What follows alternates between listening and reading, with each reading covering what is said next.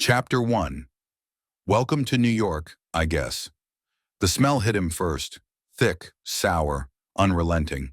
And no, it wasn't the scent of fresh pizza or the tang of pretzels from the corner carts. It was something else. Something much worse. He could feel it in his nostrils, like a pungent slap that made him recoil. Doo-doo. He hated that smell. Hated it more than anything.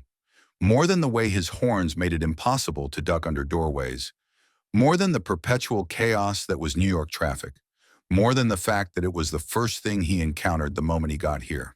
Whoever thought this was a good idea should be taken to the zoo and locked in a cage, he muttered to himself, his voice thick with a Jersey accent. The kind of voice that could tear a phone book in half just with its sheer irritation. His name? Raymond. Raymond the Rhino. And right now, Raymond hated New York. He'd moved here for the same reason everyone did. To make it. To live in the city that never sleeps. To breathe the air of ambition. To... what? Smell all the literal and figurative doo-doo the city had to offer? Was that supposed to be a part of the dream? Well, he wasn't having it, not for a second.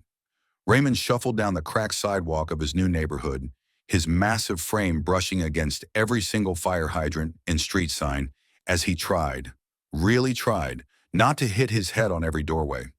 Of course, the buildings were made for humans.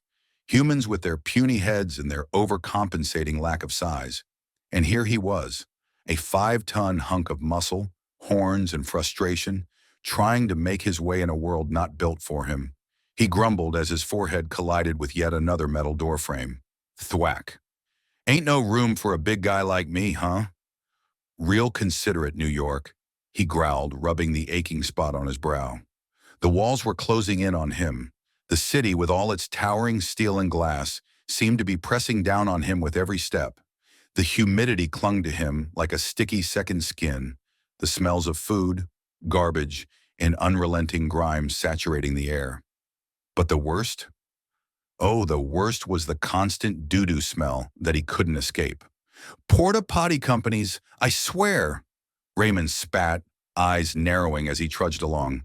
The way they ruin my day every single day. It's like they're out to get me. Everywhere I go, bam!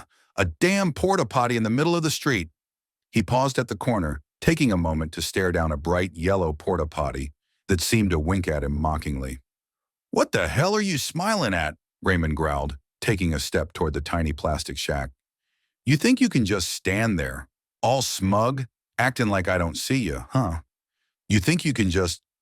He was cut off by a couple of nearby pedestrians who gasped and pointed, clearly not used to seeing a rhino in their neighborhood, much less one yelling at a porta potty. Raymond shot them a sideways glance, his tail twitching in annoyance. Yeah, he muttered, turning on his heels and continuing on. Laugh it up, folks.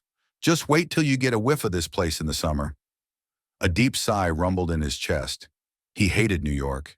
He hated how cramped it made him feel, hated how invisible he felt in a crowd that was too busy to notice a rhino trying to get by.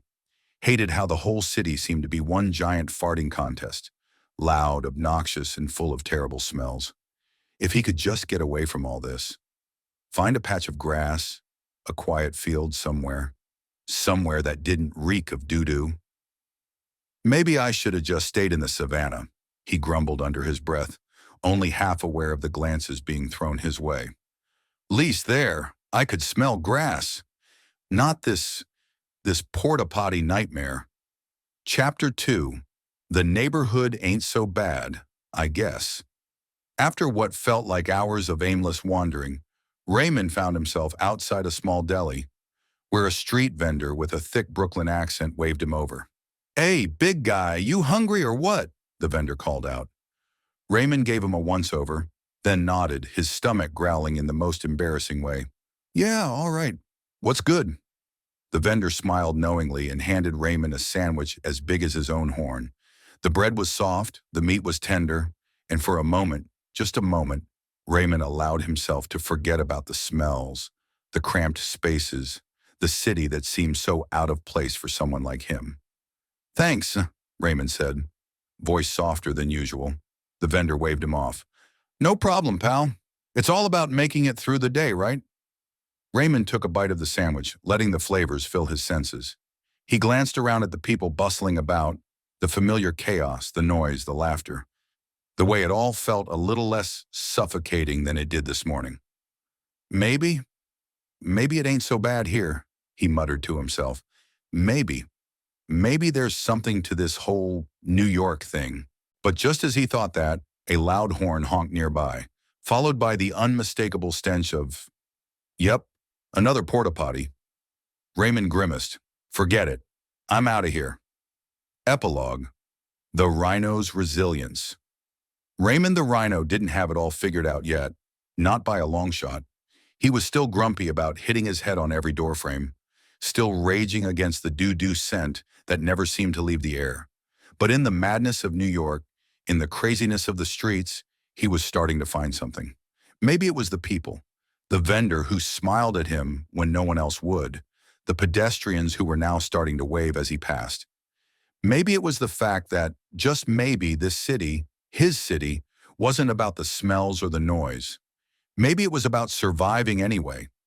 And when Raymond looked at that porta potty one last time, as he walked past it with a slight smirk, he realized something. It wasn't the porta potty's fault. It was just doing its job. Yeah, Raymond muttered, shaking his head. Maybe New York ain't so bad after all. But he still hated porta potty companies.